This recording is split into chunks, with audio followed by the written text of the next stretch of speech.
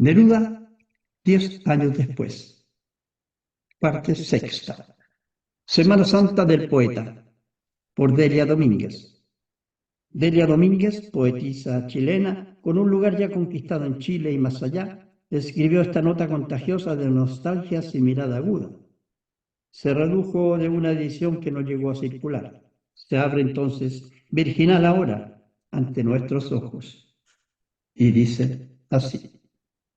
Pasa un viento de abril por 1967 y el sur de Chile, con las humedades propias de la entrada del otoño, larga olor a grano recién embodegado, a caña fresca, a dulces caseros que traen una atmósfera de infancia y de recuerdos. Y en medio de este clima llegaron a Osorno los viajeros que en el fondo no eran precisamente viajeros, porque Pablo y Matilde pertenecen al sur como la lluvia, son de allá o de un poco más acá, Parral, Coihueco, pero en todo caso son propiamente de la tierra y eso basta. Habla el lago Rupanco toda la noche solo, toda la noche el mismo lenguaje rumoroso. ¿Para qué? ¿Para quiénes? Habla el lago. Suave suenan las sombras como el sauce mojado. ¿Con qué? ¿Con quién conversa toda la noche el lago? Tal vez para sí solo. De la Barcarola, página 119. Edición Losada de 1967.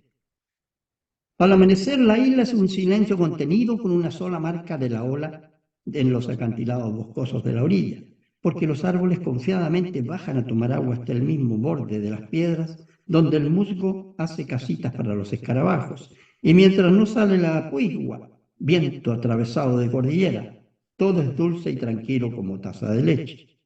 La niebla se corre de a poco y la chimenea de la cabaña de Pablo, con las pilastras metidas 1 metro bajo el agua, comienza a humear débilmente, a interrumpir el cielo que hoy quería estar azul.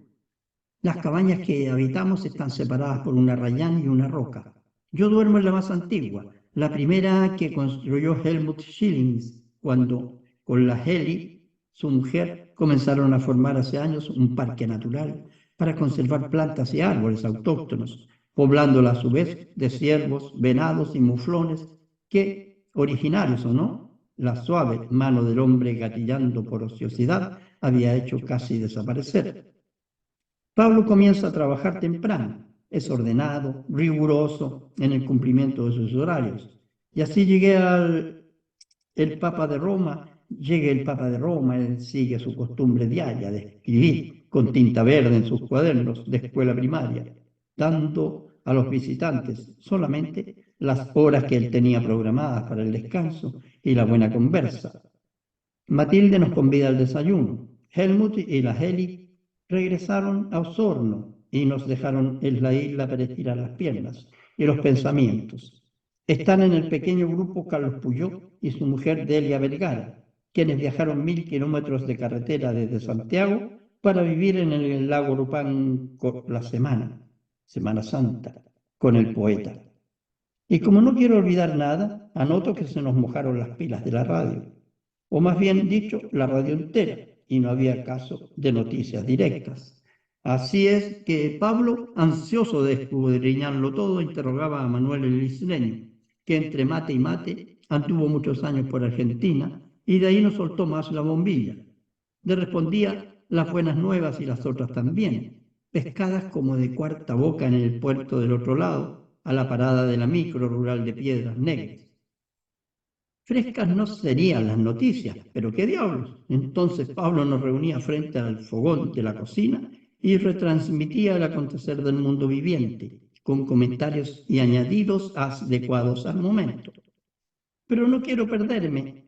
Íbamos en la mañana, como a las 8:30, cuando Matilde nos convida a tomar café sin nata y pan centeno. Luego Pablo, como capitán de barco, distribuía a la gente para dividir las misiones y trabajos, porque no todo iba a ser calentarse la guatita al sol, ponerse dorados y tocar el arpa en las cuerdas del viento.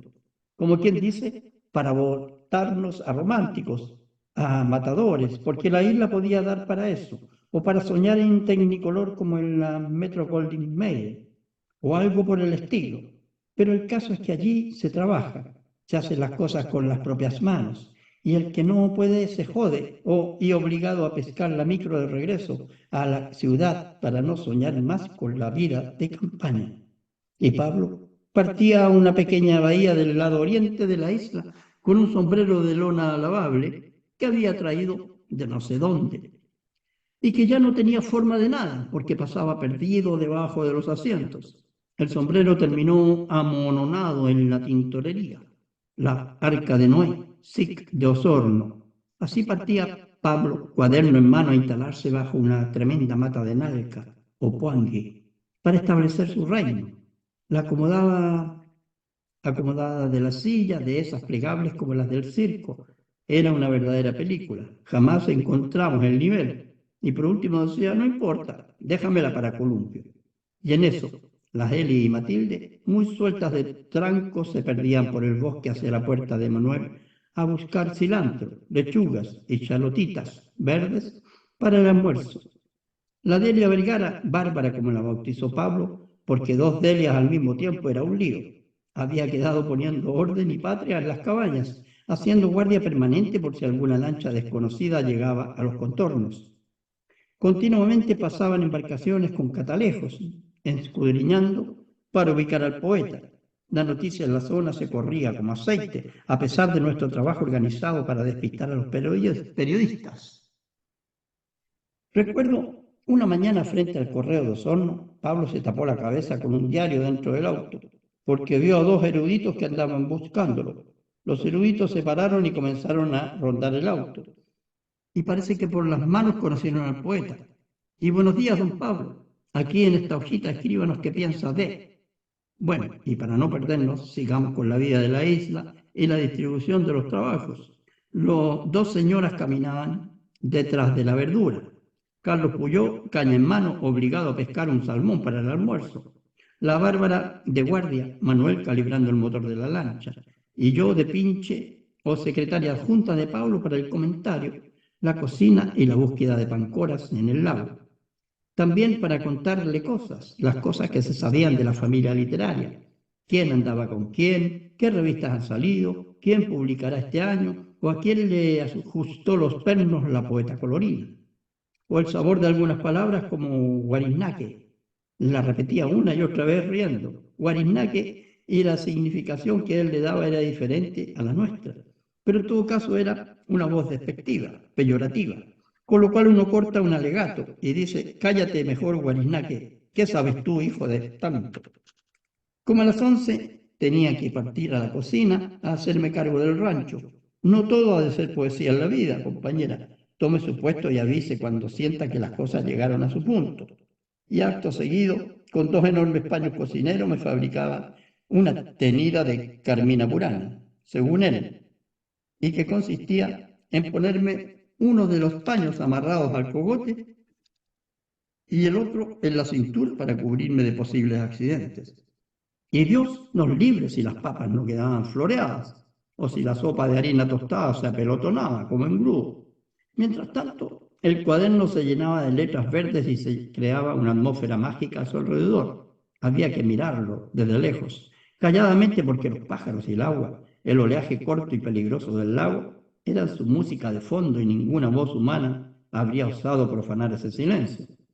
Como a las 12, cuando el sol calentaba de frente y el sombrero de lona no le servía para nada, emprendía el regreso a la cabaña con abundante material para la barcarola, libro que vería la luz ese mismo año en 1967, editado por Losada en Buenos Aires, comentando que los pájaros no lo dejaban tranquilo, que hasta cuándo si el año pasado nomás había publicado Arte de pájaros, y ellos ya tenían su cuota, y tomando un jugoso melón moscatel mientras nos echaba una mirada de revista para ver cómo andaban las ollas, o el orden y si Matilde con la Helia habían llegado a tiempo con los aromas, y si Carlos aparecía con el salmón a cuestas y si acaso Manuel traía en la lancha una noticia buena, molía el melón con algún licor misterioso e inventaba un jarabe bueno, según él, para fortalecer las piernas y la mente.